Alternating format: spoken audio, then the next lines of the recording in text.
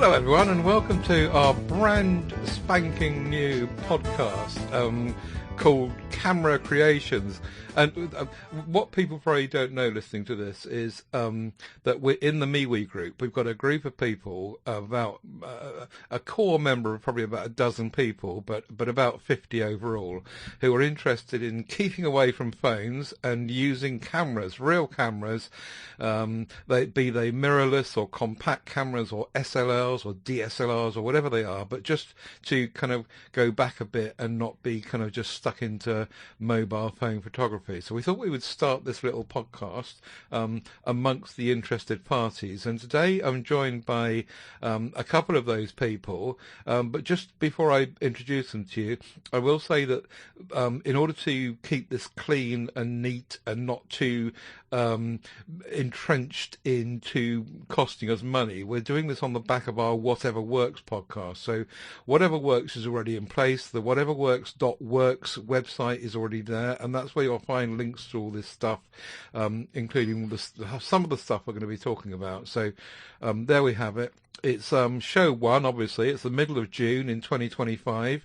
And we hope that during the next hour, one or two of the other members of our little MeWe group will pop in and join us. And if they do, we'll let them in and then we'll introduce them as we go.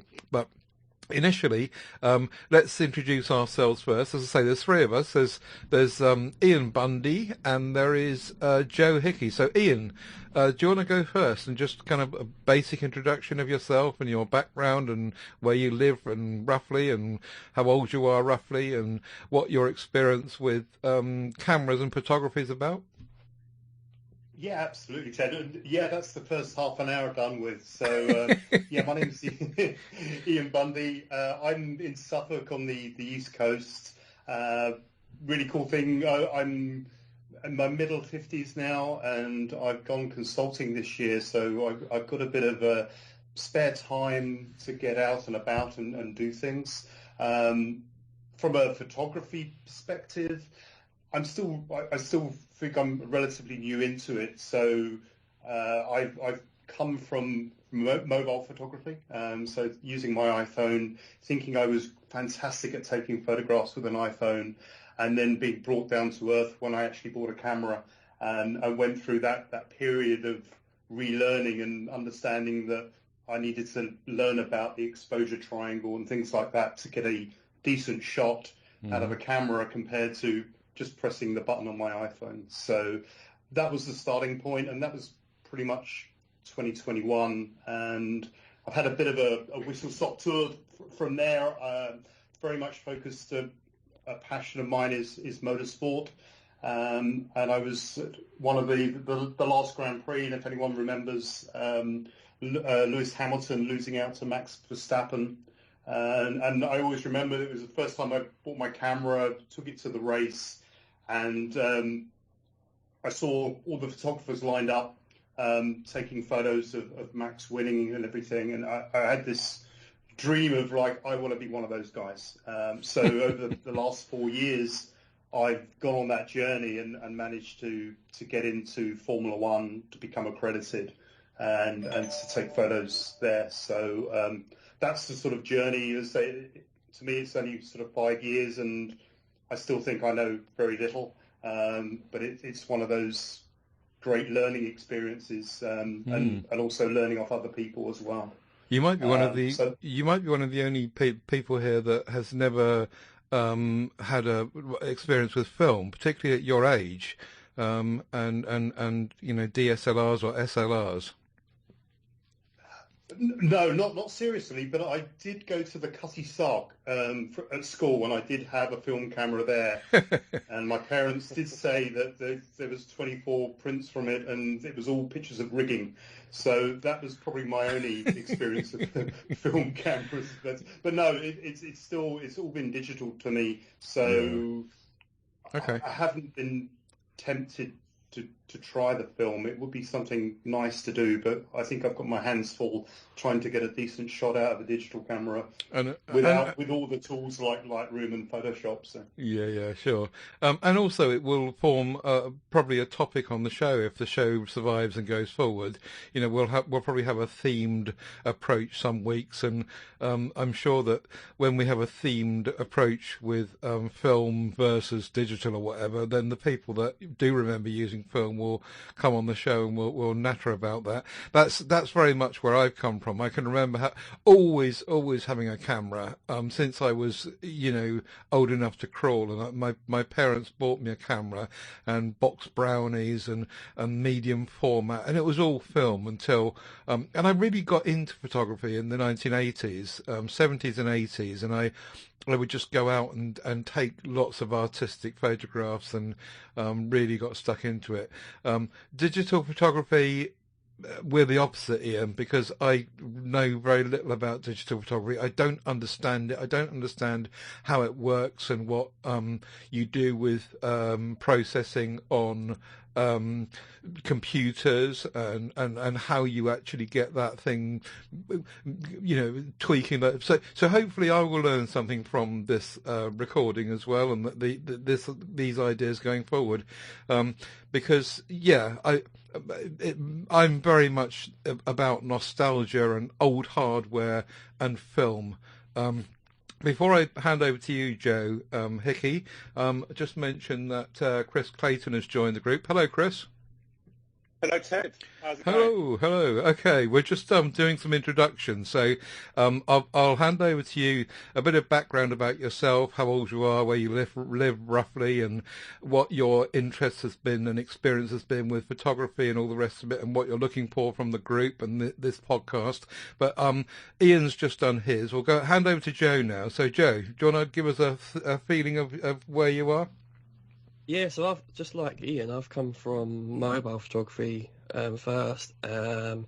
Actually, my love of photography was quite late. It was during lockdown that I started getting an interest, you know, on my walks, taking shots with my phone. Uh-huh. And then I borrowed my mum's old Nikon D7000 and realised that the quality is way better than what a phone can do. Who would have thought, eh? And yeah, so my love for cameras started from there. And now I've got a Pani S5 II, so full frame. 'Cause I was going to say, Ian, you shoot with Nikon, didn't you? Or...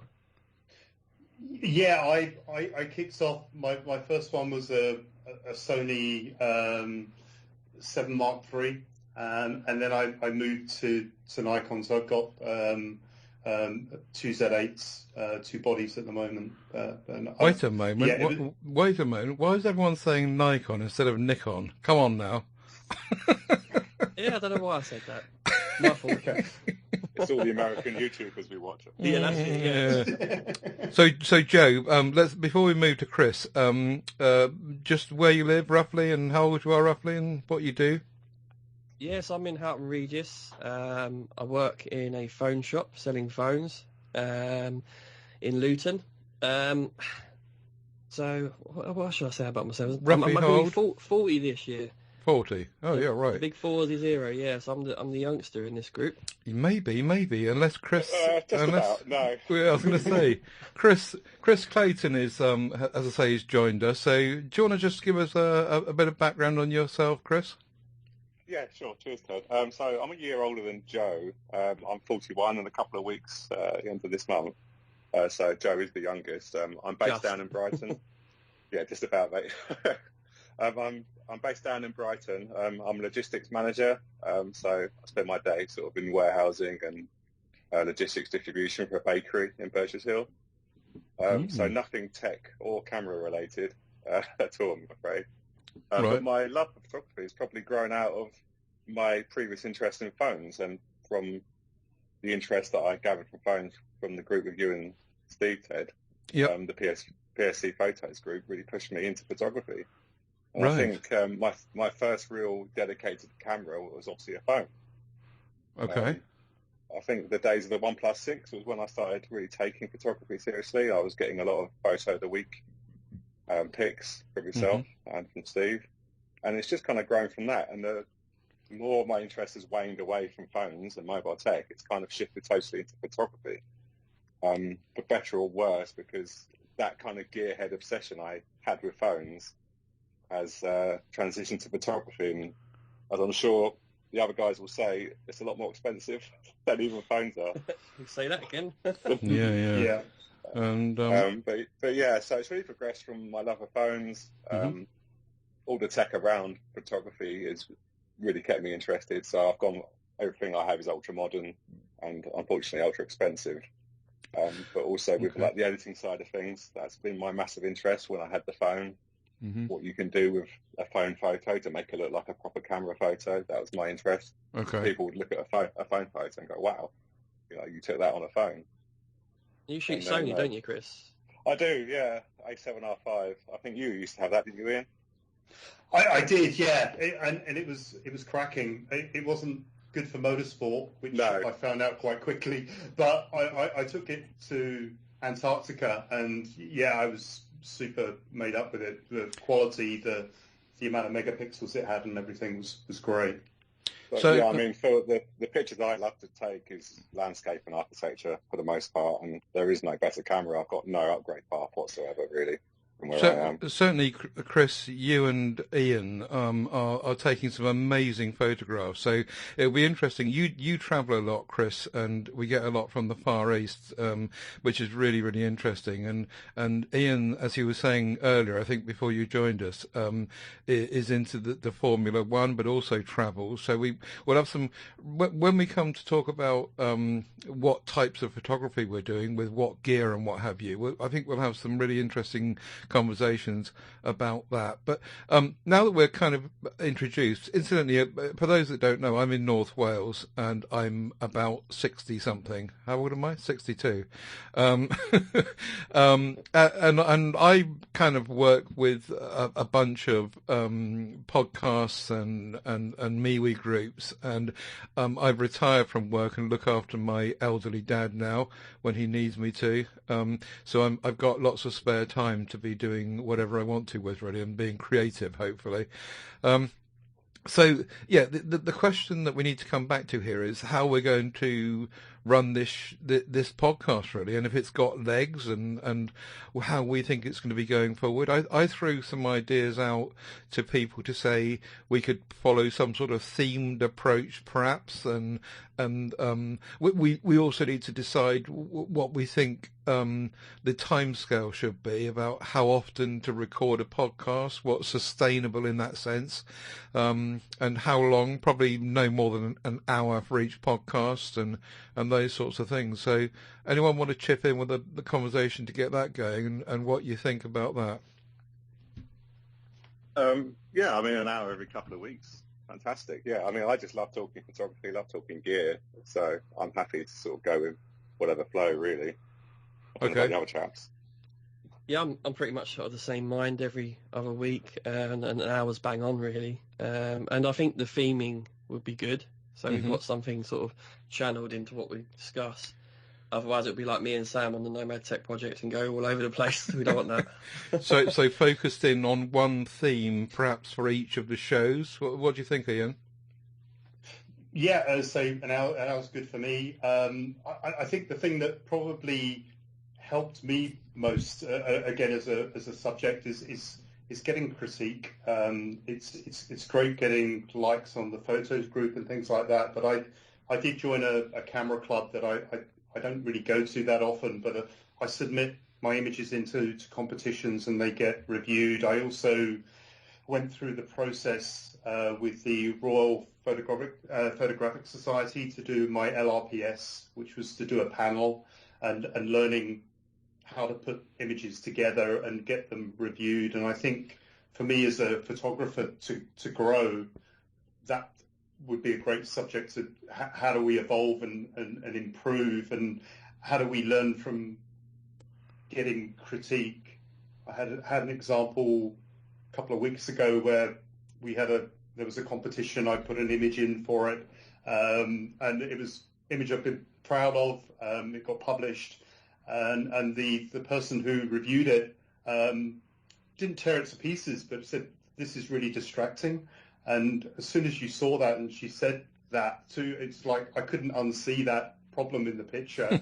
I think getting it, and it didn't totally ruin it for me, but I went back and re-edited it, and it looks a lot better now. But those things definitely helped me along my journey of actually getting really constructive critique of the images I'm taking, because, as I say, it's for me it was a way for evolving. So having to talk about that, and maybe as a group of how do we sort of constantly improve, and I guess that getting that inspiration as well of actually finding that time to get out and be meaningful and do the preparation to go out, and I think maybe for Chris doing the landscape stuff of really planning timing and things like that to make sure that you're getting the shot. But a few ideas from me, but yeah. So a themed approach we're all in support of, really. Chris, also, you've had work published as well, haven't you? Because I remember a couple of times you piped up and said, oh, look, my photograph's been used on the front page of so-and-so. Yeah, I mean, it's all kind of social media sort of stuff. Like, I'm on a kind of a sort of Instagram kind of knockoff called Vero, which is like Instagram. It's like the anti-Instagram. It's where a lot of the people kind of emigrated away from Instagram when it started being all reels and video. Right. Everyone went to Vero, and it's quite a big photography platform. And I've won 2 competitions on there. Just a couple of £100 they give you, so it's not bad. Yeah, it's not Ian's level, but it's something. And my recent drone photo, which might be another topic we could look at, but of the London skyline at night time, I put that onto the DJI website, and they featured it on the front page of the app, so everyone in the world that opened up the DJI app saw my photo as the first picture. So that was pretty cool. Huge. That's huge. Yeah, that's amazing. Yeah. That's really no cool. money.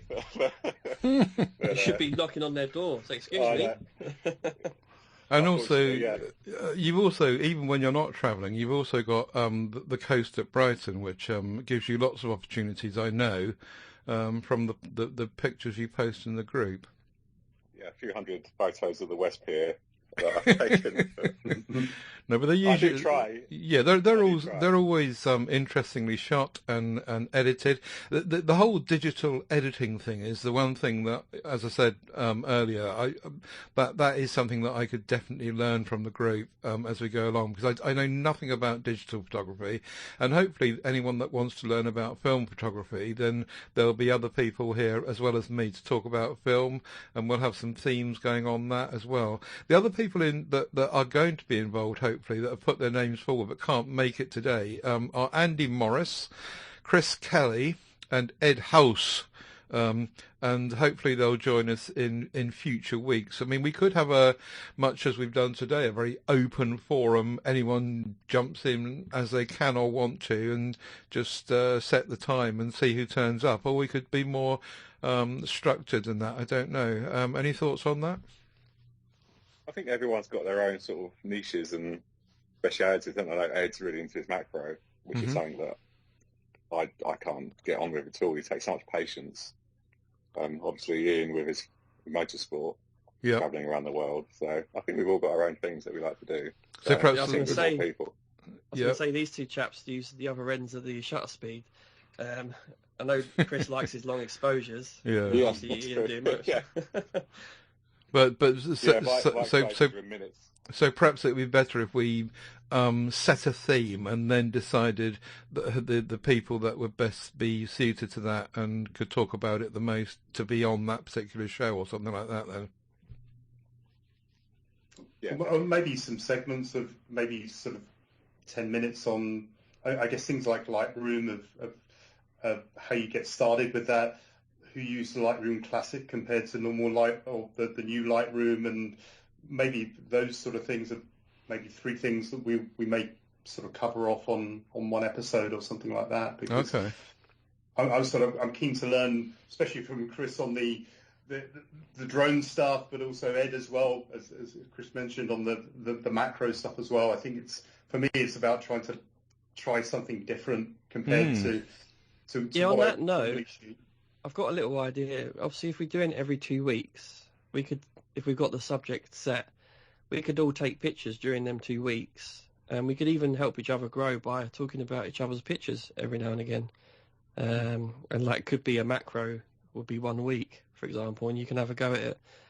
I don't know, Yep. just an idea. Yeah, we could do that. One of the downsides, obviously, of an audio podcast is that we can't show anything, which is for a photography based thing, it's a bit of a loser before we start. So, but we can point people to the MeWe group and anywhere else photographs are ending up at, like the one you just mentioned, Chris, and other people that might have accounts elsewhere, and Ian's website where he puts all of his stuff as well, and there are other places we can point people to. But yes, I think you're quite right, Joe.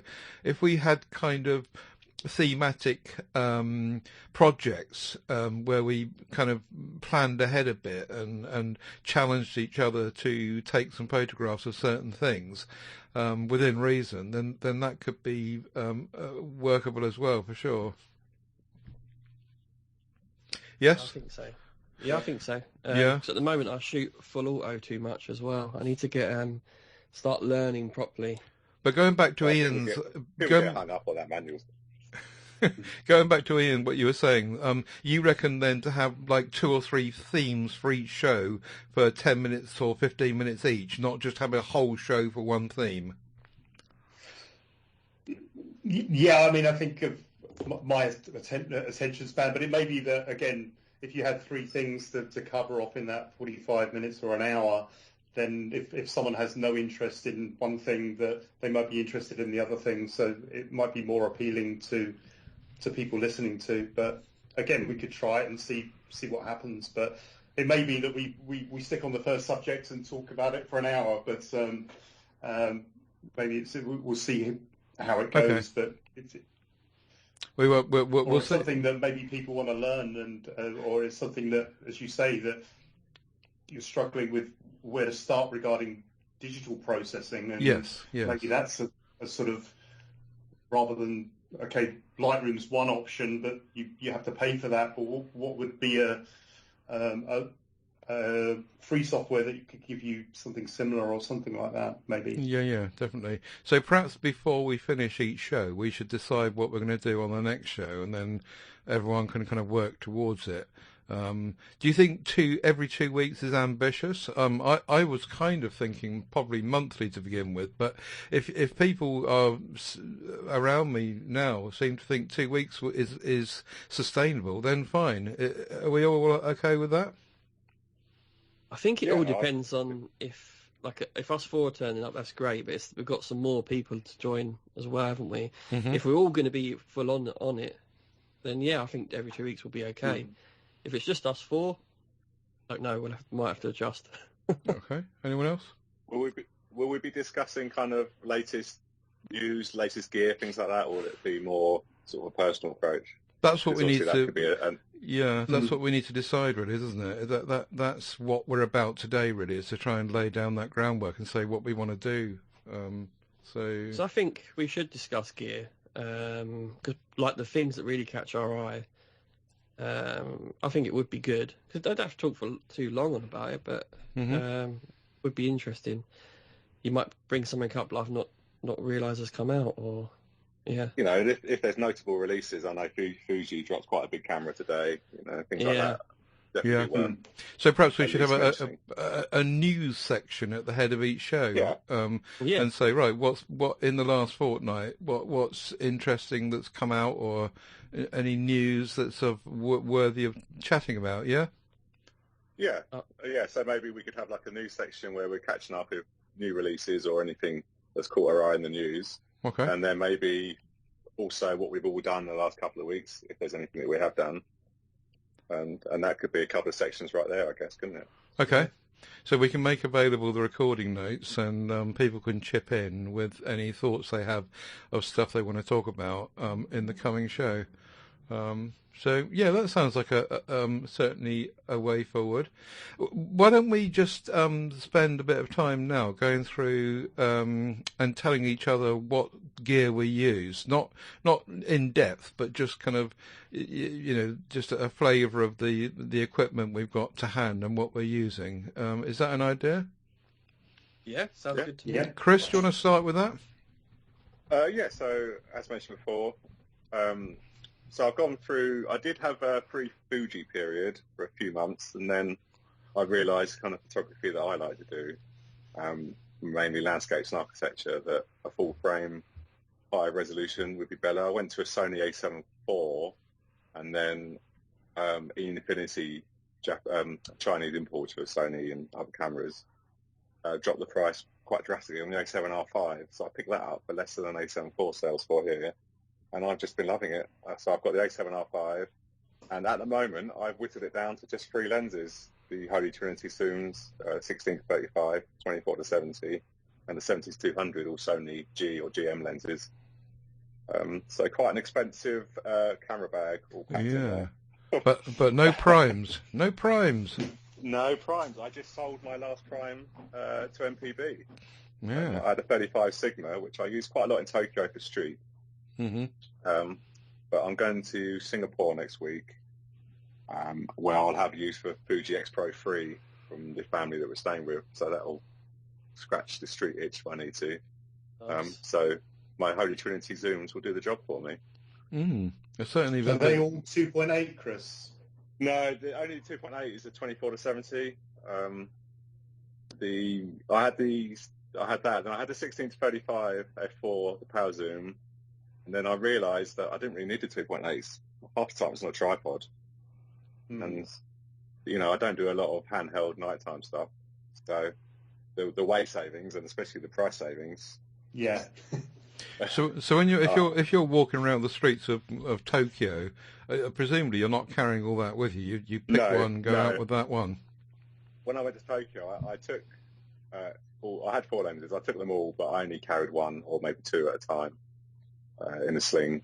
But the bulk of every photo was mainly the Sony the 24-70 GM2. That's a 2.8, and that's probably one of the best lenses ever made, in my opinion. Okay. Basically, you could take any photo with that, and with the resolution on the A7R5, you can crop in 100%, and you've still got a very high resolution image. So you've extended that focal range, kind of doubled it. And what about accessories? Tripods and light meters? Yeah. Well, light meters are a thing of the past, probably, are they? Yeah, no light meters. Yeah, that's all done for you. I've got 3 tripods, 1 small, 1 medium, and 1 large, all carbon fibre. I mainly just take the main tripod I have is it's called the Ulanzi 0Y. It's a carbon fibre travel tripod. It weighs 1.1 kilograms, and it's fantastic for how light it is. It does a really good job. But I've also got a giant Benro as well, which is kind of more for heavy duty. If it's very windy, that will hold up to it. But yeah, generally when I'm walking around, I take the small tripod and 1 lens. Very good. I've also got ND filters. That's magnetic clip-on ones. I do a lot of long exposures, so I did splash out on some case ones that are quite expensive, but I think worth it, the photography I do. Then I have my drone as well. Yeah, drone. I put that down for one of the themes in a show coming up, but yeah, I've noticed that some people are getting into this drone scene, so certainly might be worth including in the group in the podcast. Certainly, you could do a whole episode on that, and all the trouble you can get into. Yeah, I'm sure, but becoming popular. Okay, Ian, do you want to say a bit about what gear you're using, what you've got available, and accessories and so forth? Yeah, absolutely. Maybe a question to Chris: what drone are you using at the moment? So DJI. Yeah, it's DJI. 4 or it's the Flip. The okay. Flip. Yeah, it's got the same camera as the Mini Pro 4, and it's kind of half price. So I just thought, well, all I'm doing is taking still photos. I don't do any video or anything. So just a little Flip. And people are always surprised, especially on the DJI forums, when they see the images and they go, "Oh, you took that with a Flip." It's they're quite elitist about it. Yeah, because they're all thinking, "Oh, you've got a big Mavic or anything like that," but no, just a budget Flip. That's cool. You've still got an old one, haven't you, Ian? I go through recycling stuff like no tomorrow, but I've got the really little one, the Neo, which I think for little bits and pieces is good. So I again, it's something I can take with me, and I don't need to have a controller if I want to take a quick shot or something. But yeah, I'd love to go back into it, but I seem to go round in circles a little bit on the kit front. For me, as I say, the kit I use for sort of the motorsport is pretty fixed. I've got two Nikon Z8s with the 2470, the 70-200. I've got 16 to 24 as well, I think, and the really budget, the 180 to 600 lens, which has been great for everything. I think for the price, I think it's about £1,200, but for that amount of glass is pretty good. But I did get to manage to borrow a 2.8 with built-in teleconverter 400 in Australia this year, and it's a 13 grand lens that they just handed to me, and just go and play with that. And I don't think I'm good enough to get real 13 grand's worth of value out of it, to be brutally honest with you. But the shots are super crisp, and it is super sharp. And you look at the guys from Getty and F1 Direct, everyone is using that lens essentially. So there's still a large majority in the sort of professional motorsports of Nikon as well as Canon, but a lot of the Getty guys and Reuters are all using Nikon now.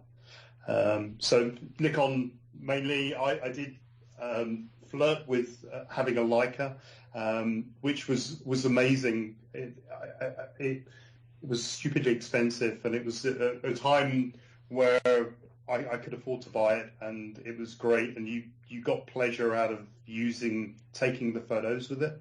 They may not have been fantastic photos, but you actually got a pleasure of using the lens.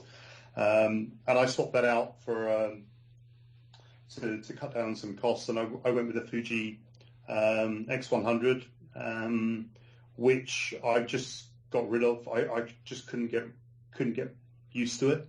It was, I don't know if it was because it was rangefinder design or something like that, and I just didn't gel with. Every time I went out, it was getting in the way of taking photos.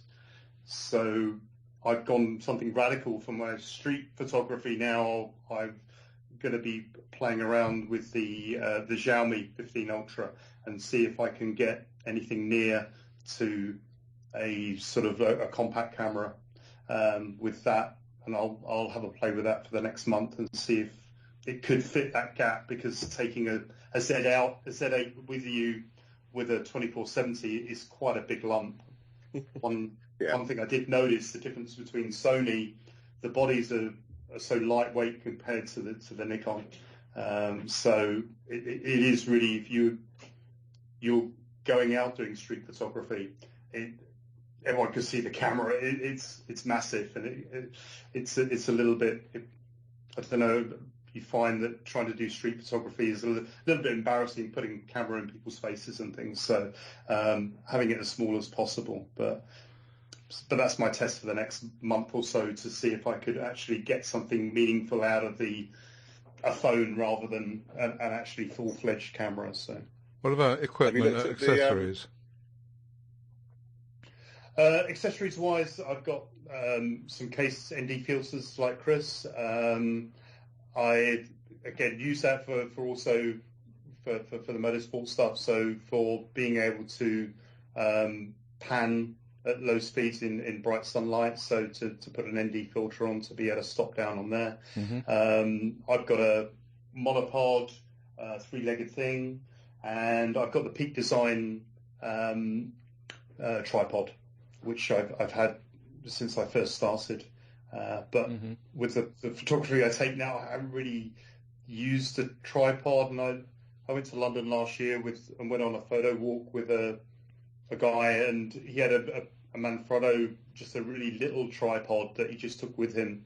So I bought one of those. I think it was about £15. So I can plonk even my Z8 on it and give it a base to do a long exposure in London or something like that, rather than taking a full tripod with me. Mm-hmm. Chris, you were interrupted there. Yeah, no, sorry, Ted. I was just going to say to Ian, he's gone to the Xiaomi 15 Ultra for street. Has he looked at the Ricoh GR3s or GR3X? I did look at those when I was looking around. I was just trying to think, because I was taking two things out with me. I just wanted to think if I could get something that could do everything. I'm pretty sure it's not going to be able to do that. But it was one of the experiments to try and morph this into. It's the thing you've always got with you, if you can get a good shot. And I bought the photography kit for it, which does make it look like a camera, but I'm not convinced. I mean, the occasional shot looks good, but as soon as you zoom in on a phone image, it loses so much. But it depends on what I'm doing with it, to be honest with you. So if I'm just using it to post on social media or on things like that, then maybe I'll get away with it. But I'll see what if there is something that comes up that fits the bill on that, then maybe I'll look at it. But are your cameras, both of you, the Z8 and the Sony Kira, all full frame? Yeah. Yeah. Yeah. Okay. So you're working with full frame, which is great. Joe, do you want to give us a flavour of the same of your current gear, or what you're doing, and your outlook and equipment you might have supporting accessories? Yeah, absolutely. So this is amateur hour. I'm nowhere near on the level of these guys.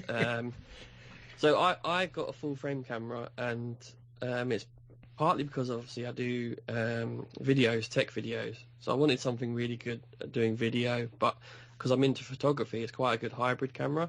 Mm-hmm. So I've got the Panasonic Lumix S5 Mark II. It's really fabulous full frame camera. It's got built-in fans for video recording, for example, open gate as well, which is really great. But yeah, it's the photography side that I'm more interested in. I haven't got much in the way of lenses yet. I've only got a kit lens, which is a 20-60. As far as kit lenses go, though, it's a very nice lens. It's very good. And I've heard, looking at reviews, it's one of the better kit lenses out there. So yeah, that's quite a good starter for me, anyway, at the level I'm on. I've got one other lens, which is a bit of a funky one. It's by a company called Retropia, and it's an old disposable lens made for an L mount for my camera. You can get them for Sony, Nikon as well. It's quite fun. It's like not great quality, as you can expect, but it's quite interesting using a disposable lens on a full frame camera. Is that an L mount lens? Yeah, so it's made for L mount, but you can get them for Sony, and you can get them for Nikon as well. It's called Retropia. You might have seen them. They look like an Oreo, although the one for the L mount doesn't. Yeah, I've seen that. Yeah. Yeah. They do one for Fuji. I think a friend of mine's got one for Fuji. Yeah, I think they do for most cameras, to be honest. Yeah. Yeah. I mean, it's not saying for serious photography, but it's great fun to play with. And I was thinking with a fixed focal length, and it being quite challenging to use, I could learn quite a lot with it potentially.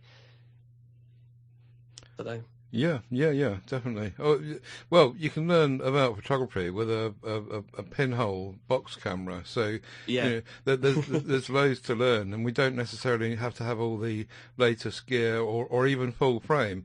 I'm trying to convince myself there because I want one so much.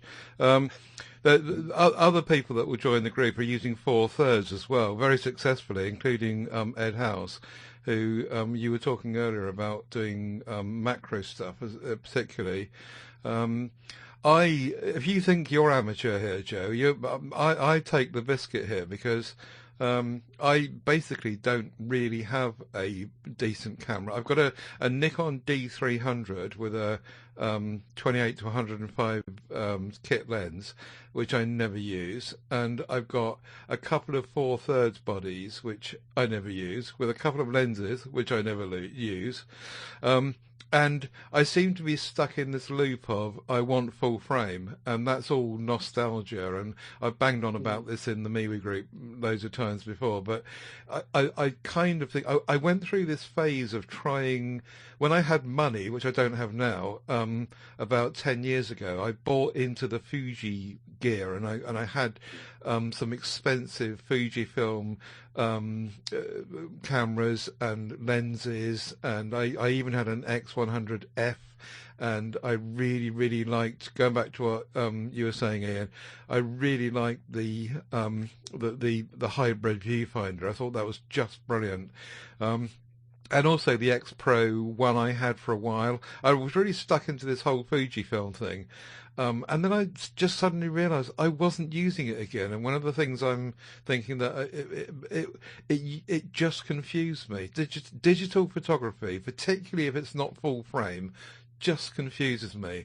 I want to know what an aperture is, and I want to know what the relationship between shutter speed and aperture and exposure values and ISO and all those things are, just like they used to be when I was using film cameras, because I understood it then. I knew where I was, and I knew what f2.8 meant and what I could expect from it with full frame cameras and full frame lenses. In my case, I used to use Nikon and FX lenses. So that's kind of where I am, really, is that I'm not taking photographs very much at all, certainly not with cameras.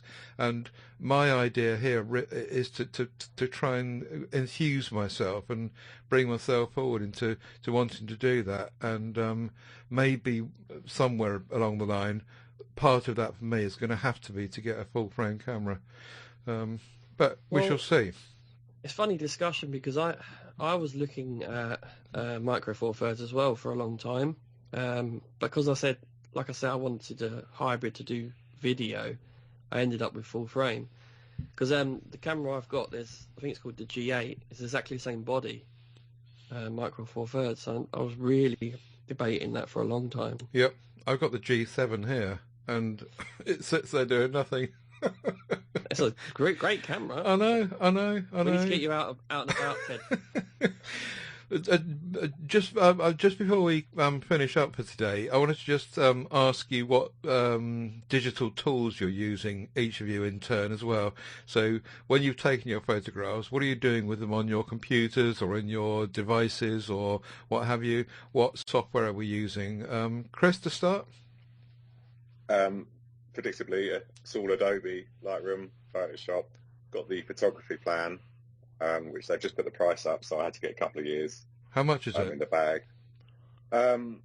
It was £10 a month, but they always have a Black Friday deal where it's half price if you buy a year. Right. So I bought 2 years at £60 a year. So I think for what you get, it's amazing value. I know Adobe is kind of public enemy number one in the with photographers due to the AI scraping and everything. But I mean, I wouldn't be able to take a picture and not put it through Lightroom or Photoshop. I had to go through it. So I use Lightroom Classic. You've got to tweak. I have to, yeah. As they're obviously tweaked as well. My pictures, or they're kind of hyper edited, but that's just the way I like to do it. Yeah, I do understand that. Back in the day when I was with film, I used to love going into the darkroom and doing all that stuff. It was very different from digital, but I completely get why that's attractive. Sure, Chris. I mean, that's how I started. You know, my first interest was through editing when I was getting my phone photos and just putting them through Snapseed back in the day. And you could just transform a really average photo into something quite interesting just by sort of playing with the light in the image. Yep. And that's progressed to doing kind of what I do in the Photoshop ones now with kind of like the mirrors and reflections and things like that. So brilliant. Yeah, I enjoy the editing as much as taking the picture itself. But now I've got to the point where when I take the picture, I kind of know what I'm going to do with it afterwards, which really helps. Yeah, really helps the workflow. When we come to doing a topic of that, forgive the dummy in the corner because I know nothing about that either. So, but it'll be interesting to know and to to look at what's going on. When I look at these bits of software on my computer or a computer like Lightroom, and I just look at it, I'm completely foxed. What on earth are you supposed to do? And having someone to lead you through that, like we might have now, perhaps that'll make it a bit more clear. Ian, what software do you use? Pretty much the same. Pretty much the same journey as Chris. That I kicked this off with the phone's Snapseed, putting some crazy HDR filter on it on images. But to me, images that aren't processed, you take a picture. That's half the story. It's the way you put the flare onto it. I think is the way that you edit it, and I think that's such an important element of photography now. I guess we'll probably get into AI at some stage, but the editing bit is just as important as actually getting the shot in the first place. So you use Lightroom Classic. I do use the other Lightroom as well. So there's two versions. There is the Lightroom that will go on your iPad or your phone, and you can get them to sync up. So sometimes I do some tweaks in Lightroom Classic on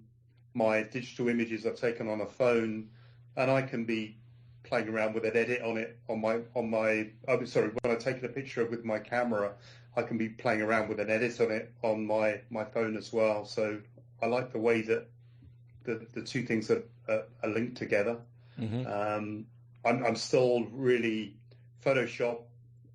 I guess we live in a world where information is, you don't have to open a book and try and learn something. You can look at a YouTube video, and it's just trying to look at Photoshop and how to do things like Chris does in Photoshop, because it's to me it's probably as bewildering as Lightroom is to you, Ted. It's just like there's so much to it, and I don't understand it, and it's one of the things on the list to try and get competent or put it into a little bit of a workflow. But yeah, that's me. And as I say, the other thing, the element to my photography is probably the bit before Lightroom. So I've got a bit of software called Photo Mechanic. So that really goes through and filters through the images before I put them into Lightroom, because in one session I can take 3,000 images, and I don't want those all in Lightroom. So Photo Mechanic, I can rate those very, very quickly and put just maybe 100 into Lightroom before I even attempt to do any editing on them. So that's effectively my workflow. And you trust that software to do what? To get you the best ones? Well, I've seen some software out there saying AI that it will do it for you, but no, it is a matter of you ingest your 2,000 images and then you quickly go through those, color code them, and if you've got 200 green ones, you just drag those 200 green into Lightroom, and then put a quick edit on it and see what they look like. So, yeah. How many SD cards do you carry around with you, Ian? If you're taking 3,000. I use the CF cards in the Nikon.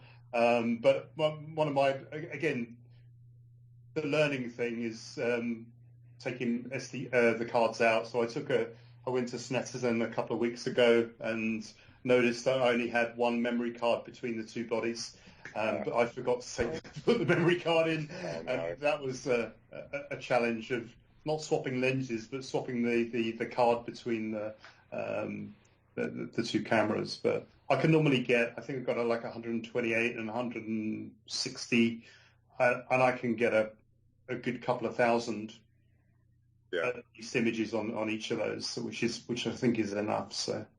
And what's your hit rate, do you reckon, on sort of the images that you keep? Sort of 1 in 100, something like that.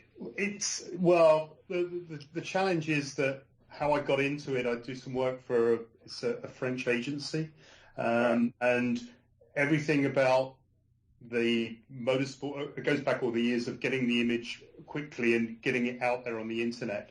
So the most important thing is not the quality of the images, it's getting images that are in focus, and I can upload 100 images after a race in as quick a time as possible, so they can sell the images. So the hit rate it gets better over the weekend, shall I say? So you start off really badly on Friday and can't get anything in focus, and by Sunday you get a lot better. But it's also then playing it safe, that you can't have that real creative flair of maybe knocking it down to a 50th of a second or something like that, or even getting it down to 10th of a second to get a really flowy artistic image. You're there in that hour to get 100 images, and they've got to be used. So it's a bit of a trade-off, to be honest. That if I can get some in the can, then you can have something a little bit more artistic, because that's really where the passion is, rather than just having a picture of a car going around a corner. It's really not why I do it. So yeah, it's challenging, but it's one of these learning things. And for me, I know I arrive when I'm working next to people who I've admired for tens of years that have been doing this for sort of 40 years, and that's where you think, wow, I'm working next to someone who is professional, has been doing this, and is well renowned in the industry. So that for me is, regardless of how popular Formula One is, it's being next to these photographers who are really greats in what they actually do. Very interesting. I've forgot what the question was now. But, that's all right. Joe, you're doing amazing work, Ian. It's incredible seeing it. I channeled my inner Ian at the weekend and went to watch banger racing, and I thought, God, this is harder than it looks, getting these photos of cars going around. Yeah. I used to try and do some panning stuff with football matches, and even that slow moving is pretty difficult. Joe, software? Yeah, so I'm full mobile at the moment. So I use Lightroom Mobile most of the time. I've paid for the year, so I wanted to get Classic, but as I've paid for the year, I'm going to wait till it ends and then get Classic. But I also do the video side of things as well. And again, it's not the best software at all, but it's easy to use. And I use CapCut to make my little videos. But yeah, I'm planning on moving to better software on the laptop. So you're using mobile devices to do that? What, a tablet or surely not a phone? No, just on phones most of the time. I do have tabs that I put it on, but I tend to just do it on mobile. Gosh, yeah, that's you got good eyes. I don't know. Have you seen my pictures? Not really. Yeah.